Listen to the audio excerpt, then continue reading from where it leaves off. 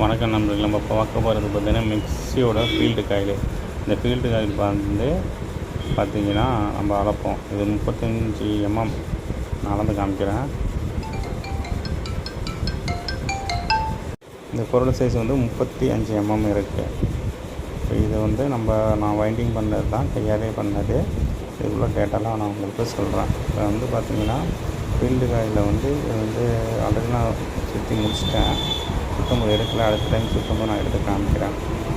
இதில் பார்த்திங்கன்னா ஒரு சைடு ஸ்பீடு வரும், ஒரு சைடு வந்து பார்த்திங்கன்னா ஓவர்லோடு இது வரும், கார்பனோட இதுவும் வரும்.